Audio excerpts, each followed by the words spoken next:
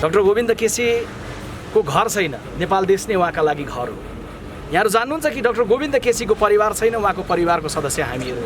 Doctor Govind केसीको यो बेलामा प्रतिकूल बन्दै गएको, जटिल बन्दै गएको स्वास्थ्यको बेलामा सरकारको आँखा खुल्नुपर्छ, तत्काल वार्ताको लागि समिति बनाउनुपर्छ। भेन्टिलेटर नपाएर, उपचार नपाएर मान्छे मर्दै गर्दा अस्पताल दौडाएर आमाको मृत्यु भएको दृश्य, उपचार नपाएर छोरीले हेर्दै गरेको बेलामा बालुवाटारमा सत्ताको द्वन्द्व भइरहेको थियो। के त्यो समय सुहाउँदो थियो? शिक्षण अस्पतालमा उभिएर ऐलान गरेर आग्रह गर्न चाहन्छौँ, यदि समयमै अब सम्बोधन गर्नेतर्फ लागेन सरकार भने जे दुष्परिणाम उत्पन्न हुन्छ त्यसको जिम्मेवार प्रधानमन्त्री केपी शर्मा ओलीज्यूले बन्नुपर्नेछ। मेरो देशमा लोकतन्त्र छ, किनभने 1 लाख मान्छेको जुलुस निकाल्न पाइन्छ भने पनि त्यो लोकतन्त्र होइन।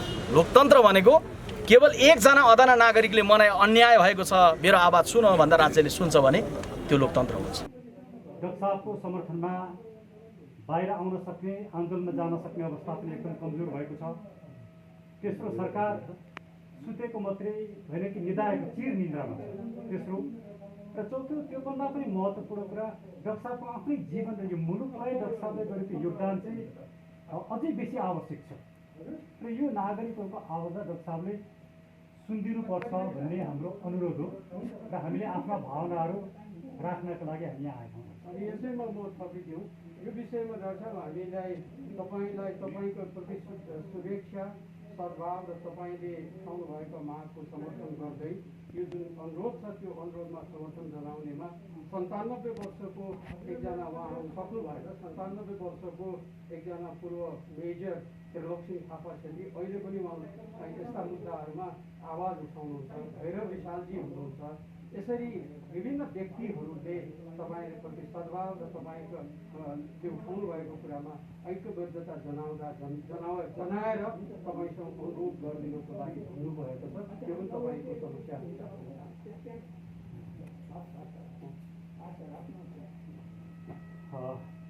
डाक्टर साहब, हामी सफलताको कामना गर्दछौँ र हामी सधैँ साथमा छौँ र हाम्रो ऐक्यबद्धता छ र हाम्रो अनुरोधलाई डाक्टर साहबले गम्भीरतापूर्वक लिदिबक्छस् भन्ने हाम्रो अनुरोध छ। लिएर बरु हामी यसपछि हामीले उहाँको स्वास्थ्य लाभ भइसकेपछि उहाँसँग बसेर उहाँका मुद्दालाई कसरी बढाउने भन्ने कुराको रणनीति तयार गर्नु पनि र उहाँलाई को नेतृत्वमा साथ दिनु पनि हामी तयार छौँ। हामी बिदा पाउन चाहन्छौँ।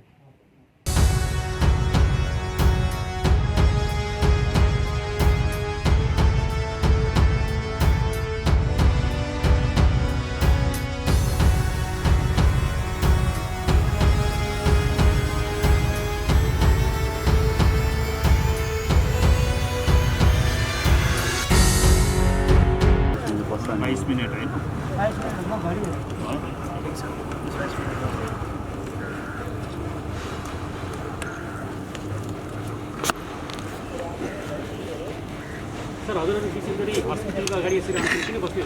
अहिले हामी यो बसिसकेपछि अनि लास्टमा बस्छौँ होइन।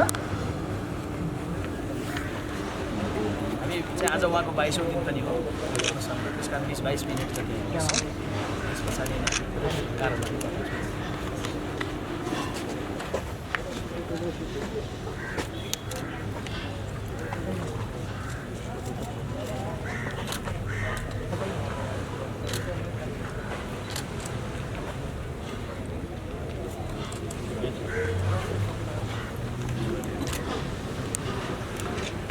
एउटा प्ले कार्ड छ नि त।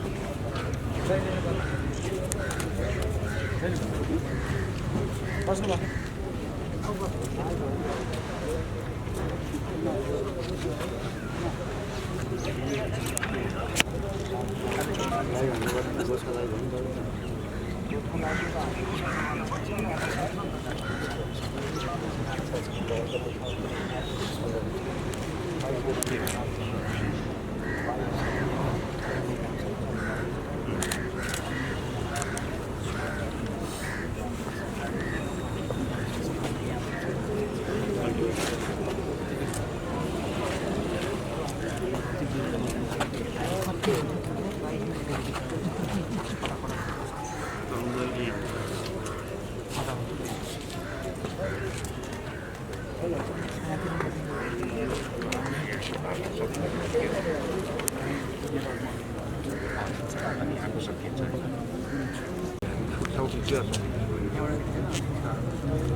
वहीँ बस्छौँ।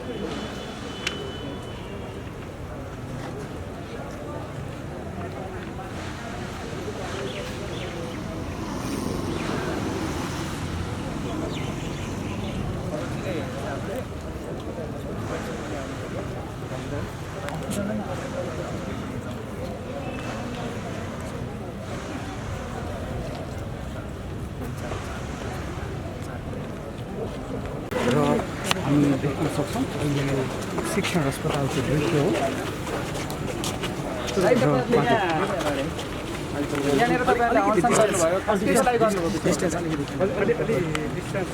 आदरणीय पत्रकार साथीहरू, आज डाक्टर गोविन्द केसीले अनसन बस्नुभएको 22औं दिन नेपाली कांग्रेस पार्टीको तर्फबाट हामीले उहाँले जुम्लाको अनसन सुरु गर्दै नै सार्वजनिक रूपले उहाँका मागप्रति एकबद्धता प्रकट गरेका थियौँ।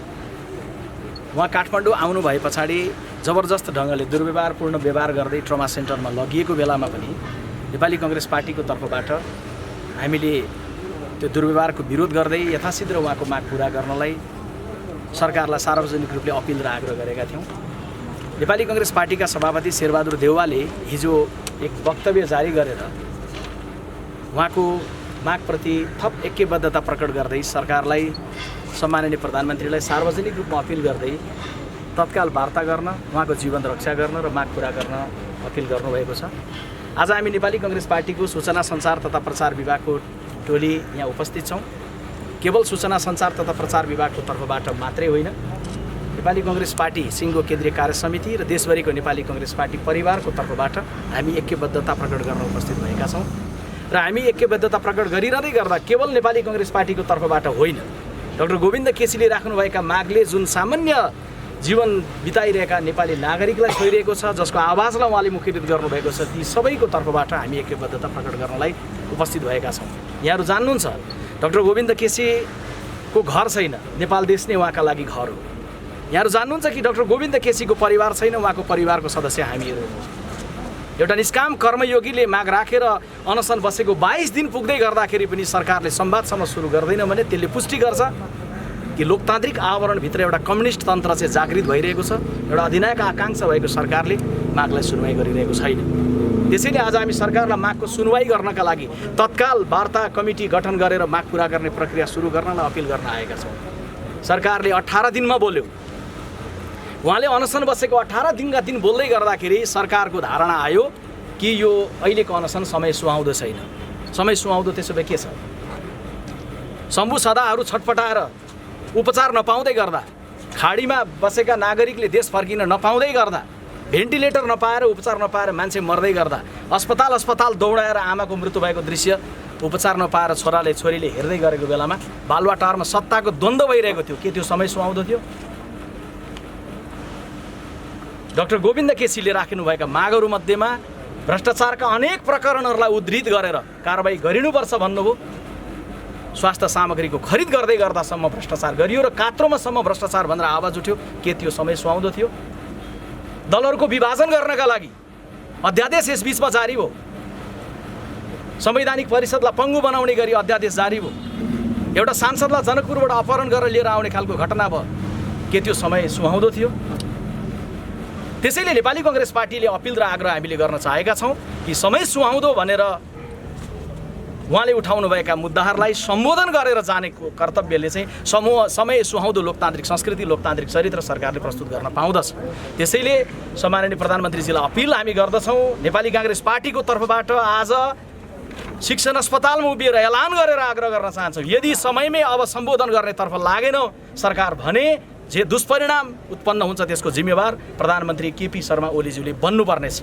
त्यसैले यो बेलामा सँगै म पार्टीको तर्फबाट ऐक्यबद्धता राख्दै गर्दा अन्तिममा स्मरण तपाईहरू पत्रकार साथीहरू मार्फत देशलाई स्मरण गराउन चाहन्छु। बेला बेला प्रश्न उठ्छ, नेपाली कांग्रेस पार्टी सरकारमा हुँदै गर्दा चाहिँ मागको सम्बोधन गर्दैन र उहाँ अनसनमा बस्नुभएको बेलामा प्रतिपक्षमा भएको बेलामा मागलाई सम्बोधन गर्न समर्थन गर्न बोल्छ।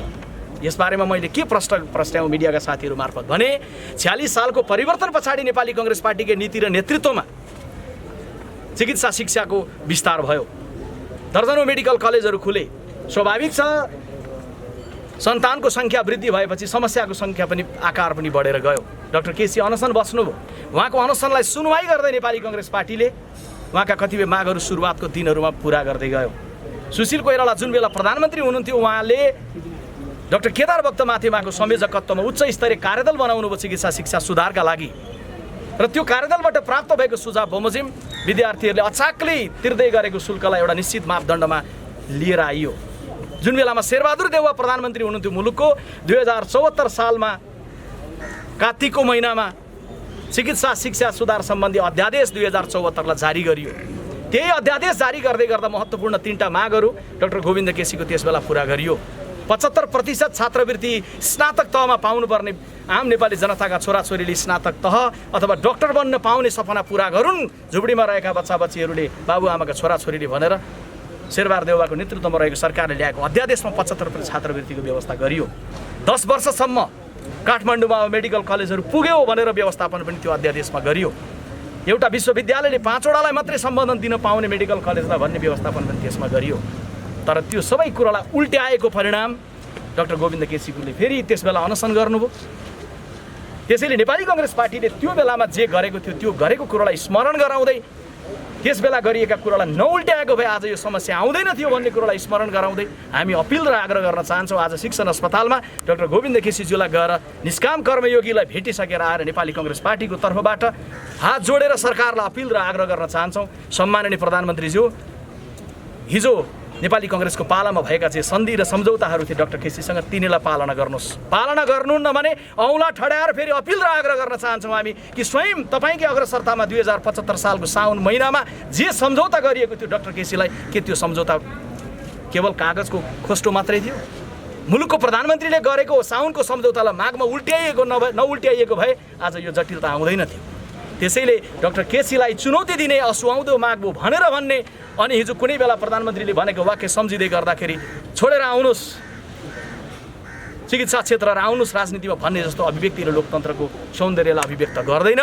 त्यसैले डाक्टर गोविन्द केसीको यो बेलामा प्रतिकूल बन्दै गएको जटिल बन्दै गएको स्वास्थ्यको बेलामा सरकारको आँखा खुल्नुपर्छ, तत्काल वार्ताको लागि समिति बनाउनुपर्छ, उहाँका मागहरू पुरा गर्नुपर्छ र सरकारले एउटा लोकतान्त्रिक चरित्रलाई प्रस्तुत गर्नुपर्छ भनेर नेपाली कांग्रेस पार्टीको तर्फबाट हामीले आज आएर केही बेर धरना पनि दियौँ, उहाँलाई भेट्यौँ पनि र हामी हाम्रो ऐक्यबद्धतालाई तपाईँहरू मार्फत सिङ्गो देश समक्ष जारी गर्न चाहन्छौँ। अहिले उहाँको स्वास्थ्य अवस्था कस्तो छ र तपाईँहरूको अबको कदम के हुन्छ? अब अहिले भर्खर डाक्टर केसीलाई गएर हामीले भेटेर आयौँ। उहाँको स्वास्थ्य स्थिति डाक्टर साहबहरूले बताउँदै गर्दाखेरि प्रतिकूल बन्दै गएको छ, जटिल बन्दै गएको छ। यो बेलामा सरकारको कर्तव्य बन्छ कि उहाँको जीवन रक्षा गर्नका लागि तत्काल वार्ता गरेर माग पुरा गरेर उहाँको अनसन तोडाउने दिशामा सरकार जानुपर्छ। माग पुरा गर्ने छाँटकाटै छैन, देखिएको छैन होइन? तपाईँहरूको भावी कदमहरू के हुन्छ? अब माग पुरा गर्ने छाँटकाट नै छैन भन्ने सङ्केत तपाईँहरूले भन्नुभएको जे छ त्यसमा मिडियाका साथीहरूले या राजनीतिक दलहरूले सङ्घ संस्थाले उहाँले उठाएका मागले सुने हरेक तह तबकाले नागरिकले देशैभरि विविध ढङ्गले सामाजिक सञ्जालबाट मिडियाबाट सडकबाट विभिन्न ढङ्गले चाहिँ दबाबहरू दिनुपर्छ। सरकारले सुन्नुपर्छ। सरकारले सुन्नुभन्दा अर्को विकल्प छैन, किनभने लोकतन्त्र भनेको हामी फेरि दोहोऱ्याएर भन्न चाहन्छौँ मेरो देशमा लोकतन्त्र छ किनभने 1 लाख मान्छेको जुलुस निकाल्न पाइन्छ भने पनि त्यो लोकतन्त्र होइन। लोकतन्त्र भनेको केवल एकजना अदाना नागरिकले मलाई अन्याय भएको छ मेरो आवाज सुन भन्दा राज्यले सुन्छ भने त्यो लोकतन्त्र हुन्छ। त्यसकारणले राज्यले सुन्नुपर्छ, यो लोकतान्त्रिक व्यवस्था हो। राज्यले सुन्दिन भनेर भन्न पाउँदैन। त्यसैले त्यो दबाब दिने कुरामा प्रतिपक्षी दलले थप सक्रियतालाई हामीले बढाएको छ। अहिलेको इतिहासमै प्रतिपक्षी दल चाहिँ एकदम कमजोर भयो भन्ने जनगुनासो छ, के भन्नुहुन्छ? अब प्रतिपक्षी दलको समीक्षाको बारेमा विविध कुराहरू आउँदै गर्दाखेरि निश्चय नै हामी आएका अभिव्यक्तिहरू आएका आवाजहरू हाम्रा बारेमा गरिएका आलोचनाहरू सबैलाई हार्दिकतापूर्वक ग्रहण गर्छौँ। हामीले सम्भव भएसम्म नेपाली कङ्ग्रेस पार्टीले रचनात्मक ढङ्गले सृजनात्मक ढङ्गले सहयोगी ढङ्गले दबावको ढङ्गले हामीले कार्य गरिआएका छौँ। अझै थप हामीले गतिशीलता बढाउनुपर्छ भन्ने कुरासँग हामी त्यसलाई आत्मसात गर्दछौँ। हवस्, सबै पत्रकार साथीहरूलाई वरिष्ठ कलाकार हुनुहुन्छ निर शाह, हजुरको भनाइ के छ सर? हाम्रो पार्टीको प्रवक्ताले जे भन्नुभयो हामी सम्पूर्णको भनाइ त्यही नै हो। उहाँको प्रत्येक शब्द र वाक्यमा हामी दृढ सङ्कल्पित छौँ। हामी सबैलाई प्रतिनिधित्व गरेर उहाँले भनिसक्नु भएको भएर मैले यसलाई फेरि पुनर्व्याख्या गरिराख्नु पर्ला जस्तो अनुभूत गर्दिनँ। जे उहाँले भन्नुभयो हामी सबैको भनाइ त्यही नै हो। जय नेपाल। हवस्, सबै साथीहरूलाई सन्तोषजी।